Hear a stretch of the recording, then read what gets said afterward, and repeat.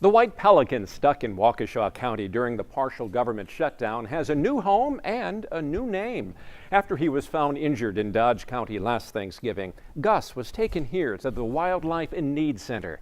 He was successfully treated for a parasite problem, but couldn't be returned to the wild because of permanent damage to a wing. Shortly after Christmas, the pelican patient was cleared to begin his journey to a zoo in Texas. However, the government shutdown prevented the U.S. Fish and Wildlife Service from approving the necessary paperwork. A week after the shutdown ended, Gus was moved to Las Vegas and will eventually be featured in a program dedicated to the care and preservation of birds at the El Paso Zoo under his new name, Arthur. Gus, or Arthur, was fortunate to be rescued and taken to the Wildlife in Need Center, a rehab facility celebrating 25 years of saving wild lives and teaching wildlife education. Michael Schlesinger introduces us to some of the human and animal ambassadors connecting people and wildlife. And we started very small. Yes, it did, operating out of a tiny one-bedroom house in Waukesha by animal advocate Nancy Frank. We started, I think our first year, we only saw maybe a couple hundred patients in the first few years, and it was very just volunteer-based. There was almost no paid staff.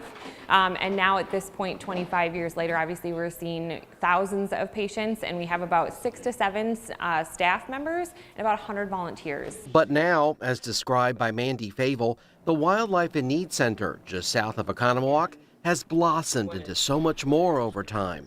Favel is the director of animal care at this nonprofit, serving Waukesha County and surrounding areas minus Milwaukee County. Take in injured, orphan, or sick wildlife and treat them and do wildlife rehabilitation to the point that we can release them back into the wild. Just this past year, the center saw more than 3,300 patients. Birds, mammals, reptiles, and amphibians. So we take everything that's native here to Waukesha County. The one species that we can't rehabilitate are striped skunks, and that is actually a statewide regulation that the DNR enforces. The setup is both intricate and sensible. The rehab clinic is kind of one long hallway with several different rooms branching off. So we have like an avian nursery for our baby songbirds. We have a mammal nursery for the baby mammals. There's an ICU room. There's a turtle and kind of reptile room, etc. So that's kind of the clinic. And then we do have an education space that we can host small educational programs here at on site. And then just kind of an office area as well. Depending on the individual situation, rehabilitation can range from a few weeks to months at a time. Keep in mind, Wildlife in Need takes some 10,000 calls about distressed animals each year. Favel says our overall role is mixed when it comes to this particular facility.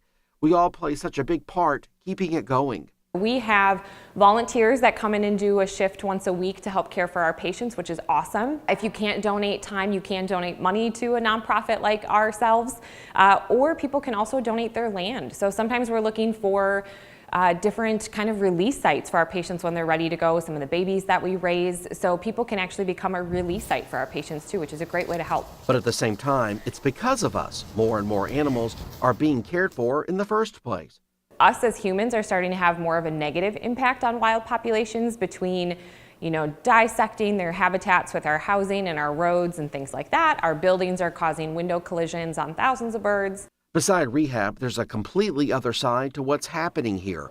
It's educating the public in areas of understanding and appreciation of Wisconsin wildlife, and to provide practical, real-life applications on the best ways for humans to interact with these residents of nature.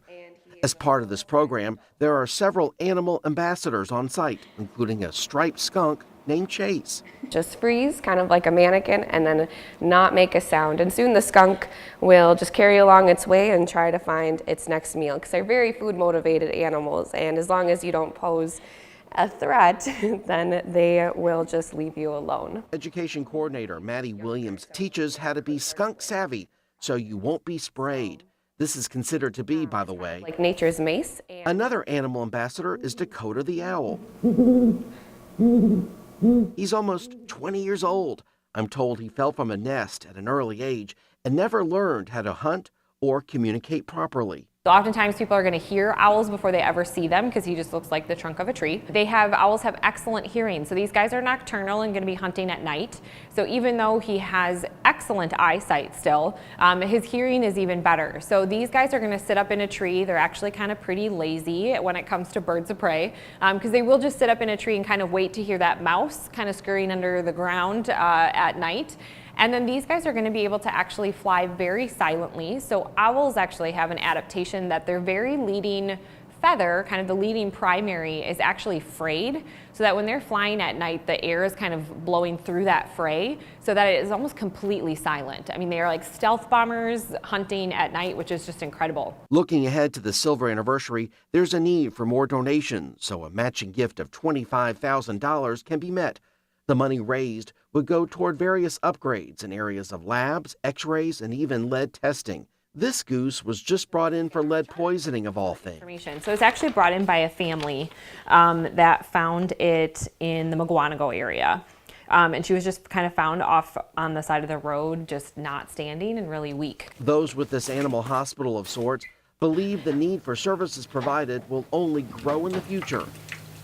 The advent of social media helps with marketing. When people post something to their Facebook and say, I found this, what do I do with it? A lot of the community might know about us and be able to kind of tag us or whatever it might be to kind of get that animal help.